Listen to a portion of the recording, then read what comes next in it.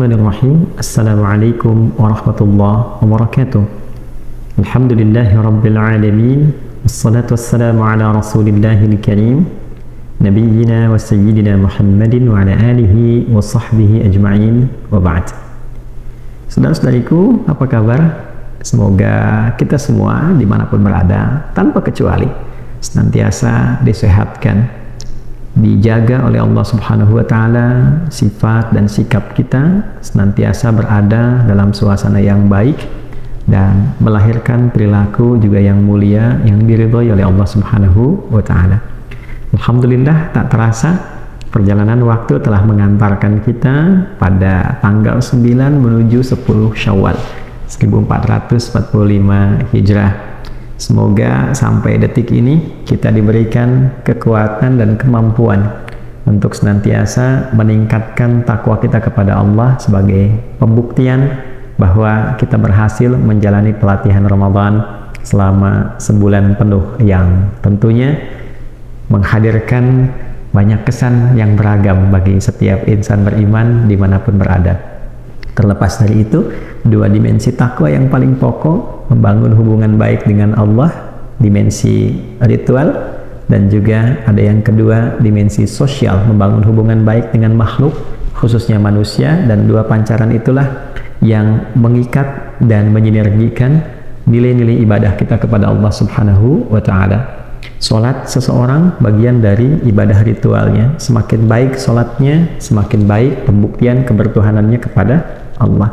Implementasi dari salat itu adalah sifat-sifat sosial.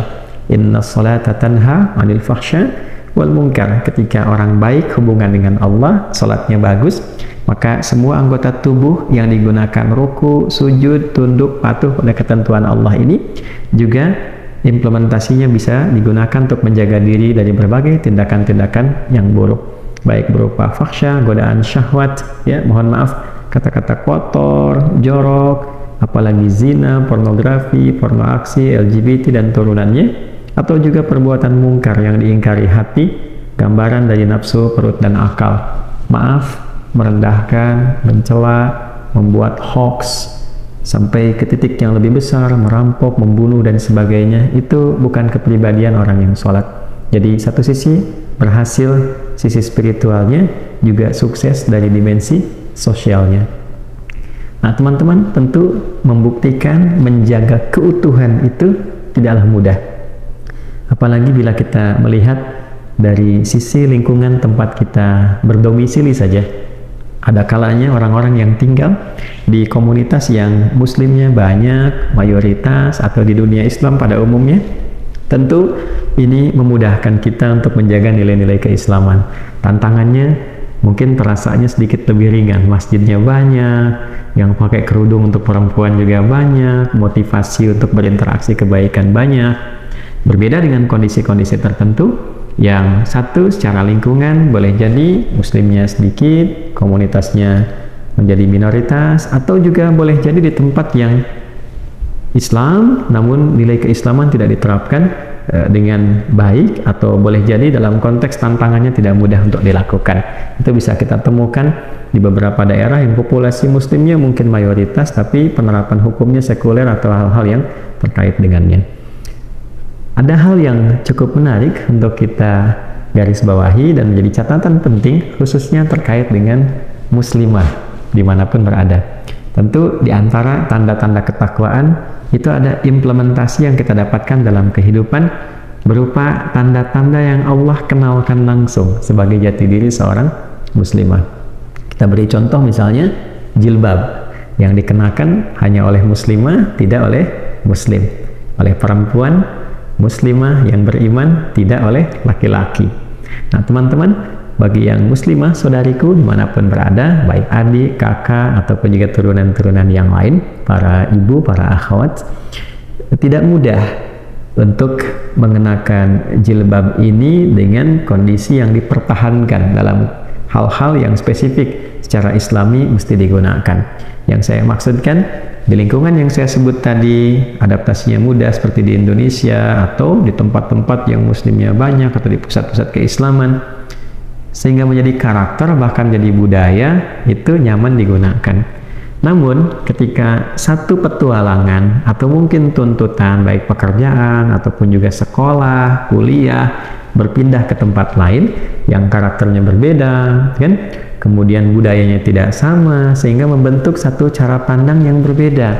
Merasa seakan-akan yang berjilbab ini kok beda dengan yang tidak berjilbab, cara pandangnya lain, karakter budayanya berbeda, sehingga para saudari kita yang tidak memiliki kecukupan bekal atau kemantapan tekad dalam dirinya untuk mempertahankan jilbab, kadang-kadang bisa terpengaruh, goyah, dan tidak sedikit kemudian yang sangat disayangkan menanggalkan jilbabnya.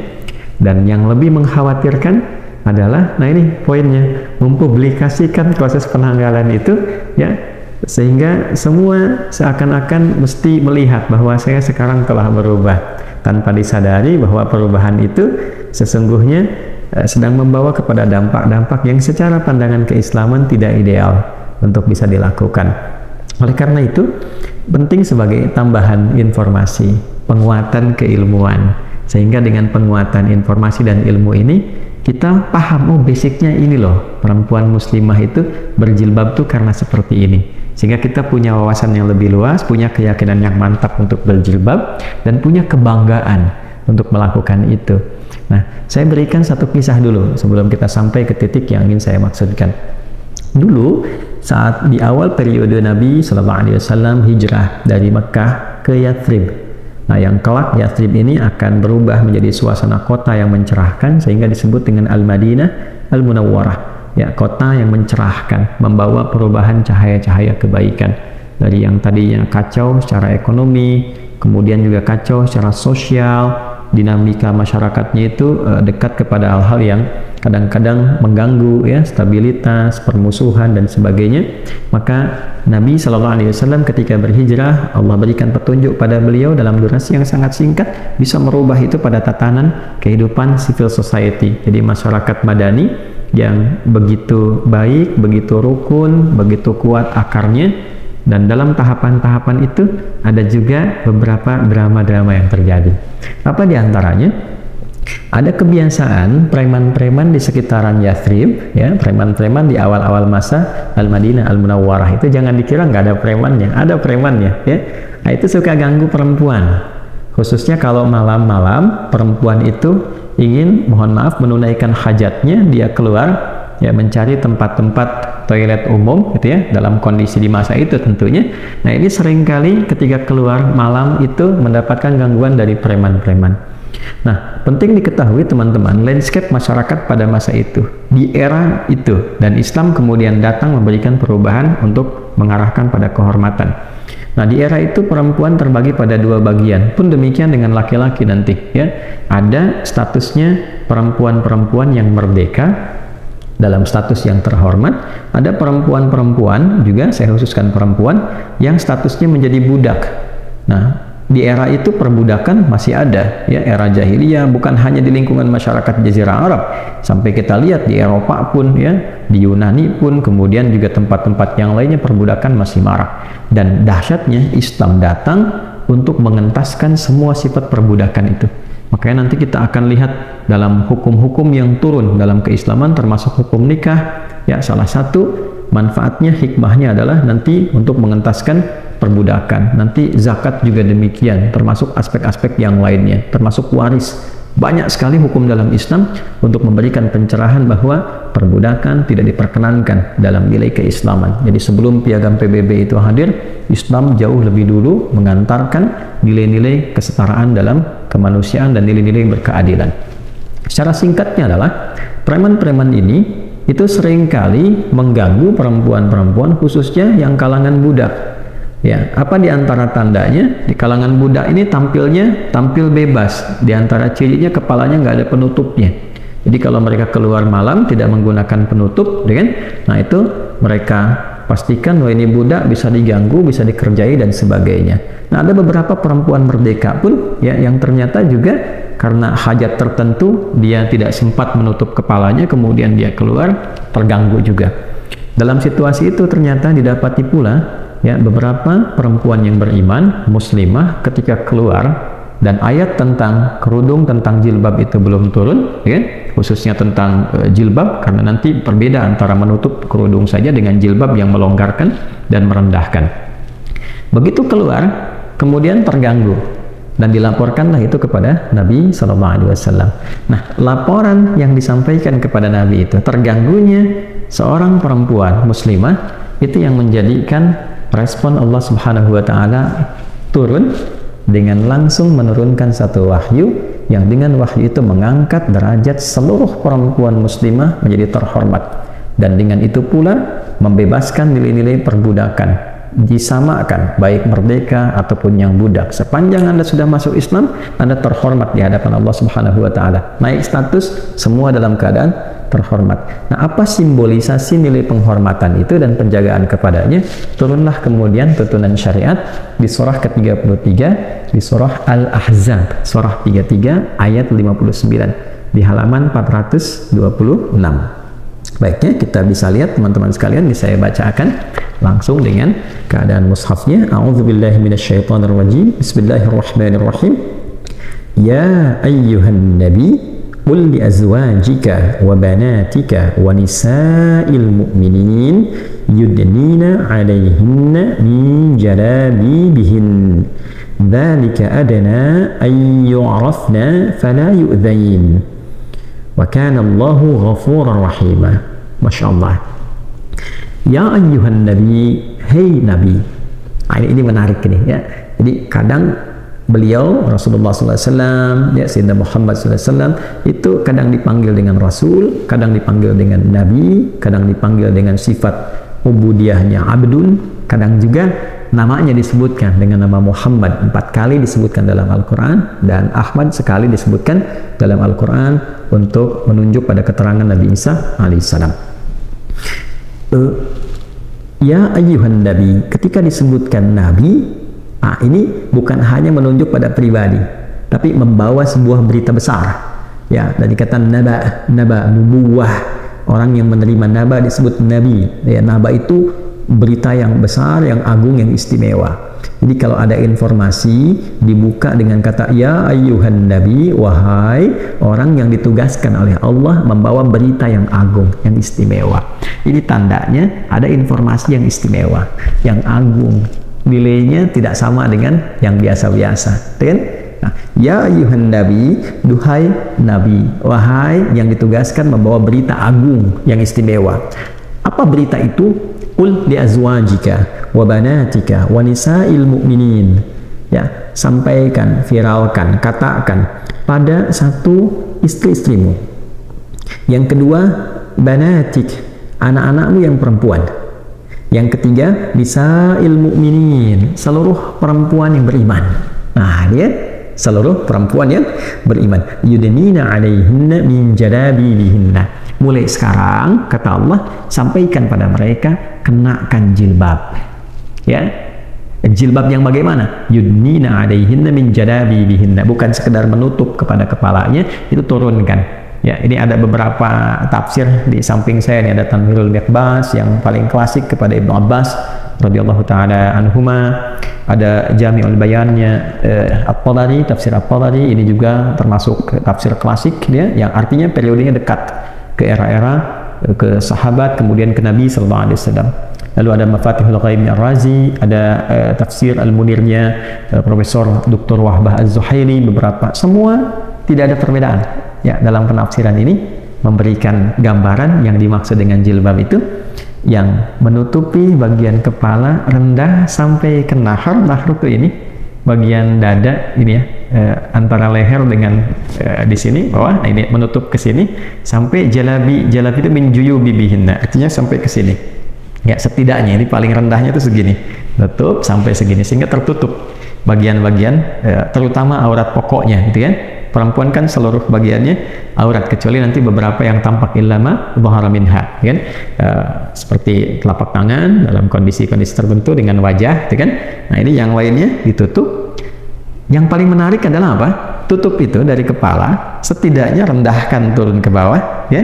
Nah, kalau cuma sampai sini namanya khimar, kerudung. Nah, kerudung itu kan suka ada modelnya yang sampai sini, gitu kan? Nah, ini turunkan ke bawah sehingga tertutup, ya. bukan terbungkus ya, kalau mohon maaf gitu ya. Kalau terbungkus itu izin ya, kadang ketat, terlihat, bukan itu ya. Jilbab itu sesuatu yang ketika diulurkan itu ya longgar sehingga tertutup dengan sempurna bagiannya. Nah, apa tujuannya menggunakan jilbab itu? Dzalika adana ayyurafna fala yu'dzain. Itu tanda awal Anda dikenal sebagai muslimah, ya, yang terhormat. Nah, yu'rafna di sini ada tafsiran pertama di kalangan ulama itu untuk menunjukkan satu, ya, bagi perempuan-perempuan yang merdeka khususnya gunakan itu, sehingga merubah kesan bagi orang-orang yang bertindak kriminal ini, ya, dengan mohon maaf hasad seksual dan nafsu yang kurang bagus ini, ya, mengetahui bahwa oh ini perempuan terhormat, ya, ini orang merdeka.